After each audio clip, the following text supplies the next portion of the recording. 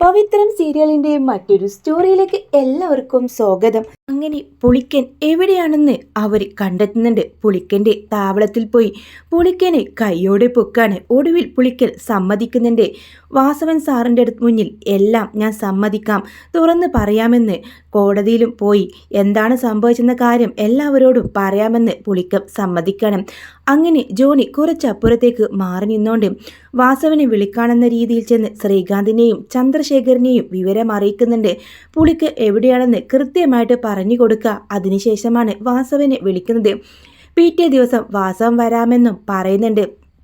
അങ്ങനെ വേദ ഈ വിവരം വേദയെ വിളിച്ച് ജോസഫ് പറയുമ്പോൾ വിക്രമ് ഫോൺ കൊടുക്കുകയാണ്. അങ്ങനെ വിക്രമിൻ്റെ അടുത്ത് പുളിക്കനെ കണ്ടെത്തിയെന്നും എല്ലാം നല്ലതിനാണെന്നും എല്ലാം പുളിക്കാൻ കോടതിയിൽ വന്ന് സമ്മതിക്കുന്നതോടുകൂടെ ഈ നൂലാമാനയിൽ നിന്ന് വിക്രം രക്ഷപ്പെടുമെന്നും ജോസഫ് പറയണം.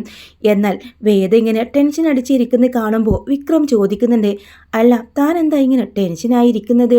ഏയ് ഒന്നുമില്ല എന്ന് പറഞ്ഞ് വേദയും വിക്രമും ഒരുമിച്ച് കട്ടിലിൽ കിടക്കാട്ടോ. എന്നാൽ വേദയ്ക്ക് ഉറങ്ങാൻ പറ്റുന്നില്ല. പുളിക്കലിന് എന്തെങ്കിലും സംഭവിക്കും. നാളെ അദ്ദേഹം ഒരിക്കലും പുറലോകം കാണില്ല, അതുറപ്പാം.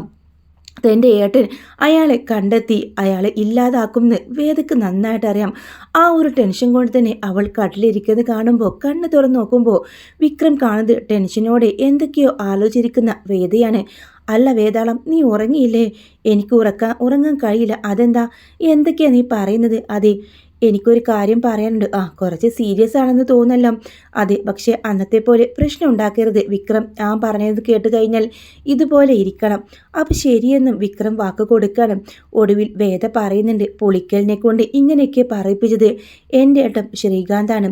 ഇത് കേട്ടതും വിക്രം അകം നെട്ടുന്നുണ്ട്. അന്ന് നടന്ന സംഭവങ്ങളെല്ലാം വേദ പറയണേ. രാത്രിയിൽ ശ്രീകാന്ത് പുളിക്കനുമായിട്ട് സംസാരിക്കുകയും അതിനുശേഷം വാസവനെ വിളിച്ച് വിക്രം എവിടെയാണെന്ന കാര്യം പറയുകയും ഒക്കെ ചെയ്തതെല്ലാം ഓർത്തെടുത്ത് വേദ വിക്രമിൻ്റെ അടുത്ത് പറയണേ. വിക്രമിനങ്ങ് ദേഷ്യം വരുന്ന കേട്ടോ. ഈ സമയം രാത്രിയായി. പുളിക്കൻ താമസിക്കുന്ന ആ ഒരു വീട്ടിലേക്ക് ചന്ദ്രശേഖരനും ശ്രീകാന്തും വരുന്നുണ്ട്. വാതിൽ തട്ടാണ്. ആ സമയത്ത് അനിയൻകുട്ടനും ജോസഫും ഒക്കെയാണെന്ന് കരുതി പുളിക്കൻ കതക് തുറക്കുന്നുണ്ട്. എന്നാൽ മുമ്പിൽ നിൽക്കുന്ന ശ്രീകാന്തിനെയും ചന്ദ്രശേഖരനെയും കണ്ട് ആളൊന്ന് നെട്ടാണ്. അപ്പോൾ നീ ഇവിടെ ഉണ്ടായിരുന്നു. എന്തായാലും വാസവനോട് നീ കുമ്പസരിക്കാം നീ സമ്മതിച്ചോ? അയ്യോ സാറേ, എന്നെ പേടിച്ചു. പിന്നെ ഞാൻ എന്ത് ചെയ്യാനാണ്?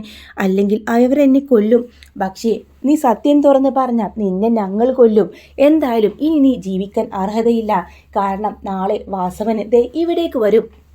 ഇത് കേട്ടതും പുളിക്കനാകെ പേടിച്ച് വിറക്കാട്ടോ. പുറകിലെ വാതിലൂടെ പുറത്തേക്ക് ഓടാൻ തുനിഞ്ഞ പുളിക്കനെ പിടിച്ചു നിർത്തുന്നുണ്ട് ശ്രീകാന്ത്. എന്നിട്ട് അയാളെ ഒരു കത്തിയെടുത്ത് കുത്തി കൊലപ്പെടുത്താണ്. അതിനുശേഷം ശ്രീകാന്തും ചന്ദ്രശേഖരനും കൂടെ ഒരു തെളിവ് പോലും അവശേഷിപ്പിക്കാതെ അവിടെ നിന്ന് പോവാണ്. അങ്ങനെ പിറ്റേ ദിവസം പുളിക്കൻ്റെ വാസവൻ സാർ എത്തുന്നത് കേട്ടോ. അങ്ങനെ പുളിക്കൻ താമസിക്കുന്ന ആ വീട്ടിലേക്ക് അനിയൻകുട്ടനും ജോസഫനും എല്ലാവരും കൂടെ വരാണ്. ആ സമയത്താണ് രക്തത്തിൽ കുളിച്ച് കിടക്കുന്ന പുളിക്കലിനെ അവർ കാണുന്നത്. ഒറ്റ നോട്ടത്തിൽ തന്നെ അവരാകെ നെട്ടിത്തെറിച്ച് പോവാണ്. പുളിക്കൻ കൊലപ്പെട്ട് കിടക്കുന്നു. പുളിക്കനെ ആ സമയത്ത് വാസവനും കണ്ട് ഈ സത്യം പുറത്തറിയിക്കാതിരിക്കാൻ ആരോ പുളിക്കനെ കൊന്നതാണെന്ന കാര്യം മനസ്സിലാവാണ്. അങ്ങനെ അവർക്ക് എന്ത് ചെയ്യണമെന്ന് മനസ്സിലാവുന്നില്ല. വാസവനാണെങ്കിലോ ജോസഫിനെയും അനിയൻകുട്ടൻ്റെയും ഷർട്ടിൽ കുത്തിപ്പിടിക്കുന്നുണ്ട്. എന്താടാ ഇത്? നിങ്ങളല്ലേ ഇവനെ തീർത്തത്? അല്ല സാറേ, ഇവനെല്ലാം സാർ വന്നാൽ തുറന്ന് പറയാമെന്ന് ഞങ്ങളോട് സമ്മതിച്ചതാണ്. പക്ഷേ ഇവനെ ആര് കൊന്നെന്ന് ഞങ്ങൾക്കറിയില്ല. അങ്ങനെ ആ കാഴ്ച കണ്ടവരാകെ നെട്ടിത്തരിക്കുന്നുണ്ട്. ഈ സമയം പോലീസ് വാഹനം അവിടേക്ക് വരുന്നുണ്ട്.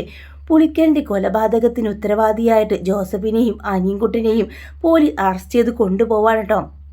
അതോടുകൂടെ ആകെ പ്രശ്നങ്ങളായി മാറുകയാണ്. ഈ വിവരമറിഞ്ഞ വിക്രമാകെ നെട്ടുന്നുണ്ട്. ആ സമയം വേദ പറഞ്ഞു, ഞാൻ പറഞ്ഞില്ലേ ഒരിക്കലും എൻ്റെ ഏട്ടനെ ആ ഒരു ഏട്ടൻ്റെ പേര് വരാതിരിക്കാൻ വേണ്ടി പരമാവധി ശ്രമിക്കും. തെളിവുകൾ നശിപ്പിക്കാനാണ് ചന്ദ്രശേഖരനും ശ്രീകാന്തും ശ്രമിക്കുന്നത്. മരണവാർത്ത അറിഞ്ഞ പത്രത്തിലൂടെ അറിഞ്ഞ വേദ വിക്രമിനോട് കാര്യം പറയുന്നുണ്ട്. അങ്ങനെ ആ തെളിവും നശിപ്പിക്കാട്ടോ ശ്രീകാന്തിൻ്റെ താണ്ഡവം ആടിത്തിമിർക്കാണ്. എന്നാൽ വേദിയോട് വന്ന് പുലമ്പുന്ന ശ്രീകാന്തിൻ്റെ മുമ്പിലേക്ക് വന്ന് വിക്രം ആ വീട്ടിലുള്ള കാര്യം ആ സമയത്താണ് എല്ലാവരും അറിയുന്നത്. ശ്രീകാന്തിനെ ചവിട്ടി തെറിപ്പിക്കാണ്. അതും സ്വന്തം അച്ഛൻ്റെയും മുമ്പിൽ വെച്ച് ശ്രീകാന്തിനെ അടിക്കുന്നുണ്ട് വിക്രം. ഇതെല്ലാത്തിനും കാരണം നിങ്ങളുടെ മകനാണ്.